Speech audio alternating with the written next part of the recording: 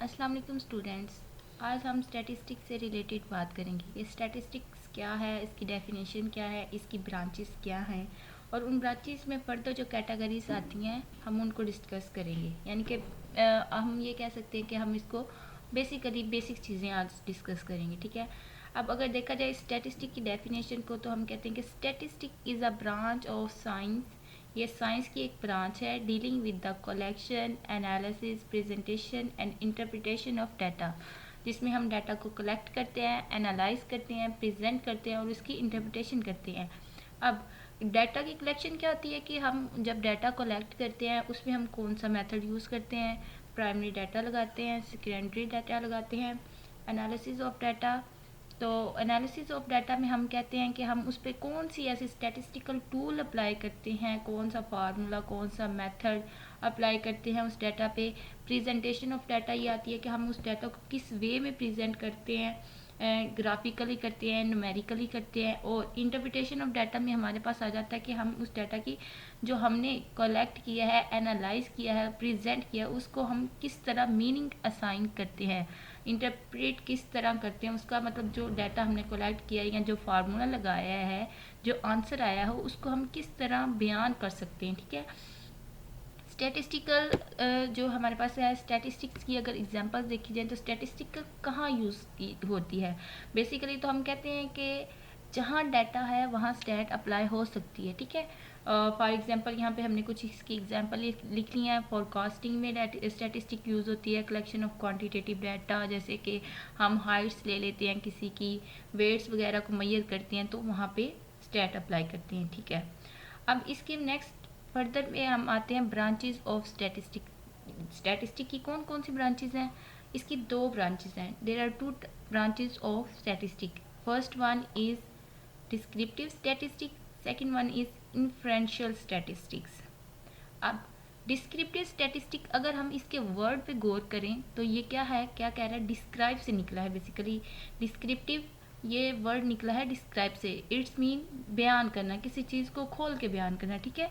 और इन्फ्रेंशियल एक वर्ड से निकला है जिसका मतलब होता है अंदाज, रिजल्ट्स निकालना, निताइज देना। ठीक है। ये इन्फ्रेंस से निकला है। ठीक है। अब अगर हम डिस्क्रिप्टिव स्टैटिस्टिक की डेफिनेशन देखें तो वो क्या कहती है कि descriptive statistic are use to describe और summarize data in way that are meaningful and useful.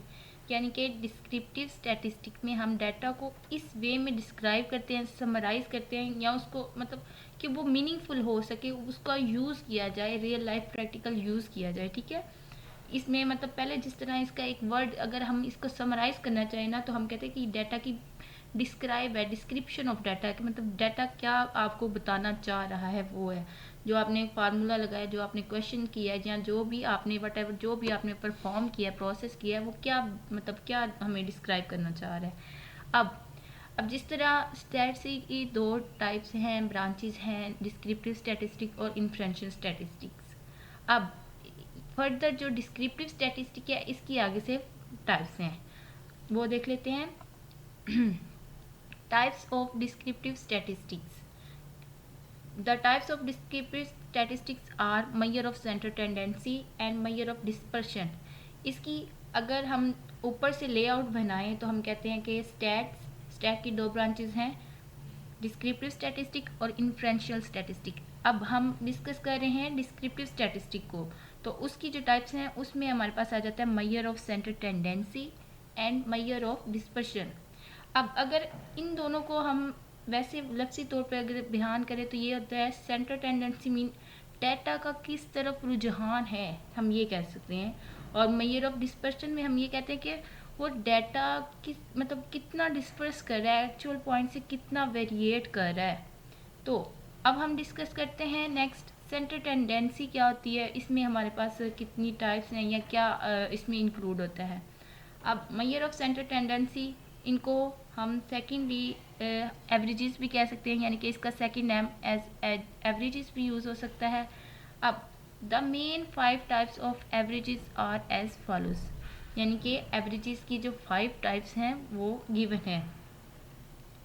Arithmetic mean first type है इसकी, अरिथमेटिक मीन, या इसको हम सिंपल एवरेजेस भी कहते हैं। अब यहाँ पे आपने कंफ्यूज नहीं होना, दो वर्ड होते हैं, एक होता है एवरेज और एक होता है एवरेजेस।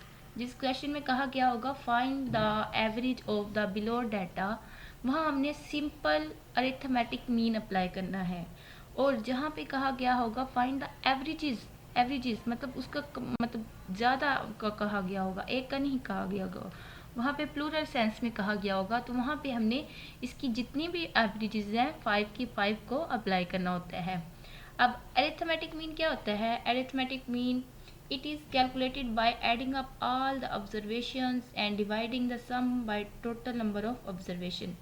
अरिथमेटिक मीन हम किस तरह कैलकुलेट करते हैं कि हमारे पास जितनी भी ऑब्जर्वेशंस होती हैं उनको हम ऐड करते हैं और उनके टोटल नंबर पे डिवाइड कर देते हैं। ये अगर आप लोग ये गौर करें तो ये हमारे पास अरिथमेटिक मीन का फार्मूला लिखा है कि sum of X divide by N. यहाँ पे सम ऑफ एक्स इंडिकेट कर रहा है कि हर ऑब्जर्वेशन का सम है और उसको हम टोटल नंबर ऑफ ऑब्जर्वेशन पे डिवाइड कर रहे हैं। तो जब हम इस तरह इसको डिवाइड करेंगे तो वो हमारे पास आ जाएगा मीन या एवरेज। ठीक है, अब अगर इसकी एग्जांपल छोटी सी ले लें, ये मेरे पास डाटा है, ठीक है, 12, 32, 13, 45, 66, 3, 4, 10, 9, 8। अब इसका हमने निकालना है मीन। ठीक है, इसका मीन निकालने के लिए हम क्या करेंगे? हम सिंपली इन सब वैल्यूज़ को सम करेंगे और डिवाइड कर देंगे टोटल नंबर ऑफ ऑब्जर्वेशंस पे।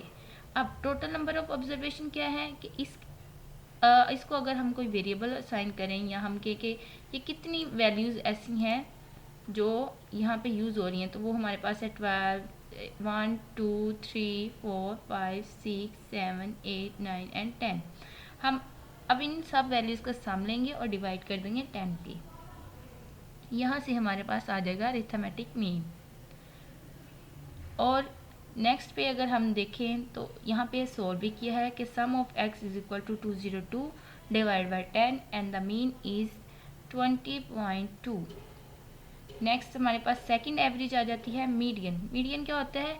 मीडियन होती है मिडल वैल्यू। जैसे भी हम कहते हैं कि सेंटर वाली वैल्यू, कोई भी चीज़ें ना हम कहते हैं इसका सेंटर क्या है, इसकी सेंट्रल वैल्यू क्या है, वो चीज़ होती है मीडियन। ठीक है, median it is the middle value of arrange data set. अब यहाँ पे एक वर्ड यूज़ किया गया है अरेंज डाटा सेट का। अब ये क्या है कि जब भी हमने मीडियन कैलकुलेट करना है, हमने अपने डाटा को पहले अरेंज करना है, वट एवर आप असेंडिंग ऑर्डर में करो या डिसेंडिंग ऑर्डर में। जहाँ पे मेंशन किया गया होगा कि आपने इस ऑर्डर को फॉलो करना है, वहाँ पे तो आप ऑर्डर फॉलो करोगे, और जहाँ पे नहीं किया गया है वहाँ आप उसको असेंडिंग ऑर्डर में जो है ना आप उसको करोगे अरेंज। ठीक है, अब हमने अपने डाटा को, वही जो एग्जांपल हमने यहाँ पे की है, उसी डाटा को हमने अरेंज किया है, एक अरेंज फॉर्म में किया है। ठीक है, अरेंज फॉर्म में लाने के बाद अगर हम इसका फार्मूला देखें तो ये क्या है, ये हमारे पास जो एवरेजेस अभी हम सोल्व कर रहे हैं ये सारी हैं अन ग्रुप डाटा की, और ग्रुप डाटा की भी इंशाल्लाह हम ज़रूर डिस्कस करेंगे। तो मीडियन कैसे कैलकुलेट करते हैं? n+1 divide by 2 TH item, यानी कि टोटल नंबर ऑफ ऑब्जर्वेशन में 1 ऐड करेंगे, उसको डिवाइड कर देंगे 2 पे, जो आंसर आएगा उस नंबर वाली आइटम जो होगी ना वो हमारे पास मीडियन होगी। अब अगर हम इस एग्जांपल को देखें, हमारे पास 10 ऑब्जर्वेशन थी, हमने 10 में ऐड किया 1 और उसको डिवाइड कर दिया 2 पे, तो ये हमारे पास बन जाएगा 11/2। जब इसको हम फर्दर डिवाइड करेंगे तो ये हमारे पास आ जाएगी 5.5 आइटम। ठीक है, अब अगर हम देखें कि हमारा डाटा था इवन में, अगर तो ओड होती तो हम मतलब स्टार्ट की हम 5 स्किप कर देते, लास्ट वाली 5 स्किप कर देते और मिडल में हमारे पास बच जाती वैल्यू, वो हमारे पास आ जाती मीडियन। अब ये इवन है तो हमने इवन कैसे करना है कैलकुलेट, कि हमने यहाँ से हमने 4 वैल्यू स्किप करनी है। ठीक है, और 9 से लेकर 3 तक हम स्किप कर देंगे और वहाँ से हम कर देंगे स्किप लास्ट वाली 4, 13 से 66 तक। मिड हमारा बनता है ये 12 और 10 के दरमियान। अब हम इनको, एक तो ये वे है कि हम देखें कि हमारा ऑर्डर चल रहा है कि मतलब एक ही पॉइंट इन दोनों के दरमियान लाई करता है, वो है 11। या तो हम ऐसे लिख देंगे या हम इनके मिड पॉइंट्स यानी कि एवरेज निकालेंगे, 10+2 डिवाइड बाई 10+12 डिवाइड बाई 2, तो वहाँ से भी हमारे पास मीडियन निकल आएगा। अब नेक्स्ट